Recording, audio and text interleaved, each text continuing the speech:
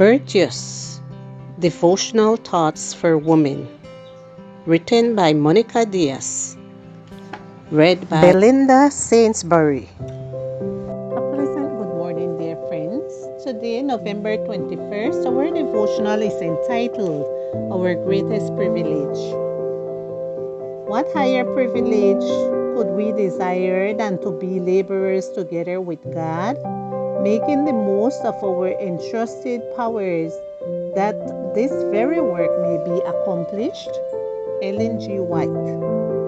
In Numbers 10:29 to 32, we read that Moses asked his brother-in-law Hobab to accompany God's people on the second stage of their journey to the Promised Land.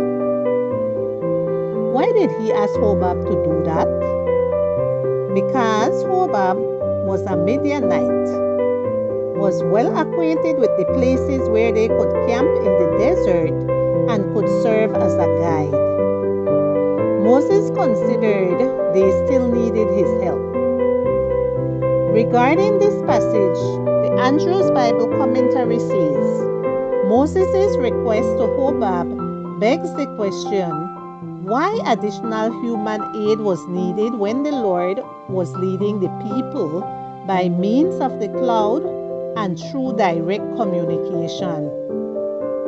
Hobab's assistance indicates that the Lord accomplishes his plans not only in unique and miraculous ways, but also with the assistance of human beings. What a privilege we have!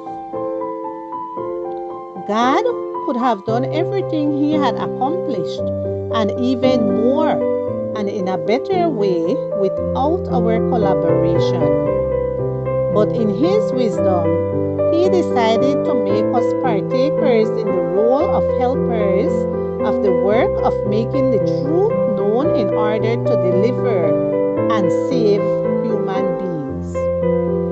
God could simply use clouds, pillars of fire, donkeys who speak, or stories that give testimony, but he wants our cooperation.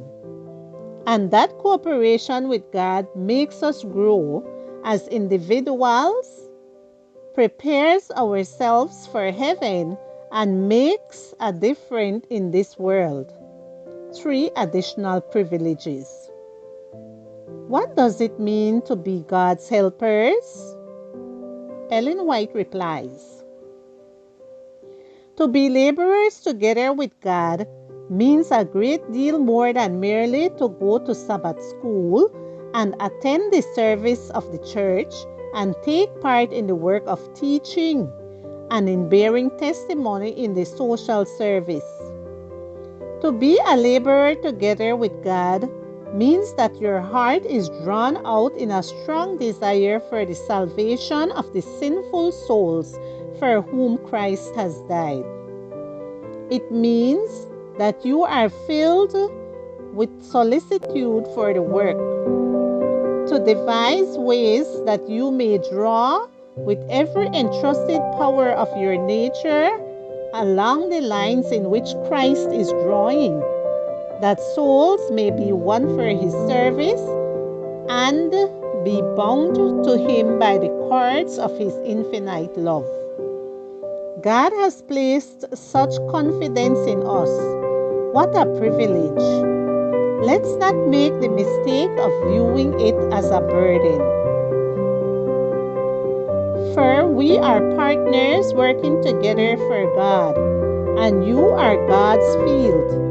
You are also God's building. 1 Corinthians 3 verse 9.